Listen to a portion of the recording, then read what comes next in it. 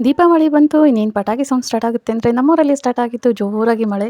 ಶೀತದ ವಾತಾವರಣಕ್ಕೆ ಹೆಲ್ದಿ ಆಗಿರೋ ರೆಸಿಪಿನ ನಾನು ಚಾಯ್ಸ್ ಮಾಡಿದ್ದು ಎರಳಿಕಾಯಿ ರೈಸ್. ಸಿಂಪಲ್ ಒಗ್ಗರಣೆಗೆ ಈರುಳ್ಳಿ, ಮೆಣಸಿನಕಾಯಿ, ಕರ್ಬೇವಿನ ಸೊಪ್ಪು, ಸ್ವಲ್ಪ ತೆಂಗಿನಕಾಯಿ ತುರಿ, ಶೇಂಗಾ ಬೀಜ, ಕಡಲೆಬೇಳೆ, ಸ್ವಲ್ಪ ಸಾಸಿವೆ, ಸ್ವಲ್ಪ ಜೀರಿಗೆ, ಮುಖ್ಯವಾಗಿ ಎರಳಿಕಾಯಿ ಹುಳಿ. ಇದಿಷ್ಟು ರೆಡಿ ಆದಮೇಲೆ ತಡ ಯಾಕೆ, ಒಂದು ಪಾತ್ರೆಗೆ ಸ್ವಲ್ಪ ಎಣ್ಣೆ ಹಾಕಿ ಬಿಸಿ ಮಾಡಿ ಶೇಂಗಾ ಬೀಜ ಹಾಗೆ ಕಡಲೆಬೇಳೆ ಕ್ರಿಸ್ಪಿ ಆದ ಕೂಡಲೇ ಸಾಸಿವೆ, ಜೀರಿಗೆ ಹಾಕಿ ಫ್ರೈ ಮಾಡಿ, ಜೊತೆಗೆ ಬೆಳ್ಳುಳ್ಳಿ, ಕರಿಬೇವು, ಸ್ಪೈಸಿಯಾಗಿ ಮೆಣಸಿನಕಾಯಿ ಎಣ್ಣೆಯಲ್ಲಿ ಫ್ರೈ ಆದ ಕೂಡಲೇ ಈರುಳ್ಳಿ ಹಾಗೆಯೇ ಟೇಸ್ಟಿಗೆ ಉಪ್ಪು ಹಾಕಿ 2ರಿಂದ 3 ನಿಮಿಷ ಚೆನ್ನಾಗಿ ಫ್ರೈ ಮಾಡಿ, ಈರುಳ್ಳಿ ಸ್ವಲ್ಪ ಬ್ರೌನ್ ಆದ ಕೂಡಲೇ ಅರಿಶಿಣದ ಪುಡಿ ಹಾಕಿ ಫ್ರೈ ಆದ ಕೂಡಲೇ ರೆಡಿ ಇಟ್ಕೊಂಡಿರೋಂತಹ ಎರಳಿಕಾಯಿ ಜ್ಯೂಸ್ ಹಾಕಿ, ಎರಳಿಕಾಯಿ ಜ್ಯೂಸ್ ಹಾಕಿದ್ಮೇಲೆ ಇಲ್ಲಿ 1 ನಿಮಿಷನಾದರೂ ಚೆನ್ನಾಗಿ ಫ್ರೈ ಮಾಡಬೇಕು, ಇಲ್ಲಾಂದರೆ ಕಾಯಿ ಬಂದುಬಿಡುತ್ತೆ.